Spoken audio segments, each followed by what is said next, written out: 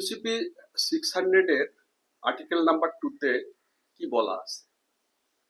UCP 600 এর article number 2 এ basically আপনার LC তে যে সমস্ত টার্মিনোলজি গুলো আছে এগুলোর ডেফিনিশন দেওয়া আছে।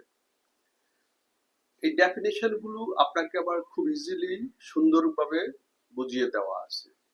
যেমন ধরুন অ্যাডভাইজিং ব্যাংক, ইস্যুইং ব্যাংক,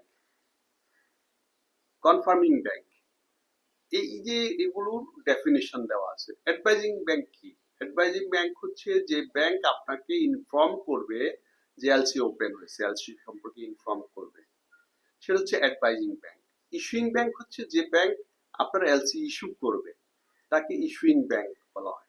আর কনফার্মিং ব্যাংক হচ্ছে ইস্যুইং ব্যাংকের অনুরোধে আপনাকে পেমেন্টের এক্সট্রা গ্যারান্টি দেওয়া, সে এক্সট্রা গ্যারান্টি দিবে পেমেন্টের in request of issuing bank. তারপর হচ্ছে অ্যাপ্লিকেন্ট, বেনিফিশিয়ারি। অ্যাপ্লিকেন্টকে যিনি নাকি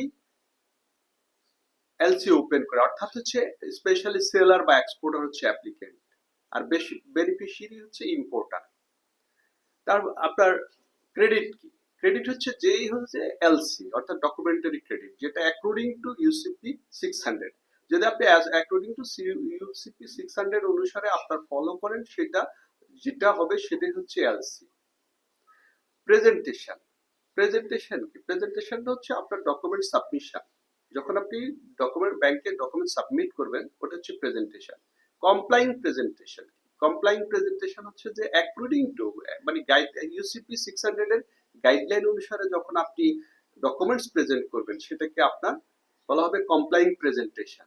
অনার কি? যখন আপনি হচ্ছে অনার হচ্ছে যে যখন আপনি পেমেন্ট পেয়ে যাবেন, অর্থাৎ পেমেন্ট দিতে সম্মতি হবে, সেটা হচ্ছে অনার।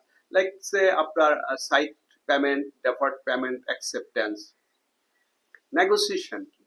নেগোসিয়েশন হচ্ছে যে ডকুমেন্টস এর উপর বেসিস করে বেনিফিশিয়ারিকে যখন পেমেন্ট এনশিওর করবে বা পেমেন্ট দিবে, ব্যাংক যখন পেমেন্ট দিবে তখন এটাকে আমরা নেগোসিয়েশন বলবো। এই যে টার্মিনোলজি গুলো আছে এগুলোকেই প্রপারলি এক্সপ্লেনেশন দেওয়া আছে, বা আপনি যখন কখনো কোনো মানে এলসির টার্মিনোলজি নিয়ে কোনো কনফিউশন থাকবে তখন আপনি ইউসিপি 600 এর ফলো করবেন, তখনই আপনি আপনার টার্মিনোলজি গুলো পেয়ে যাবেন।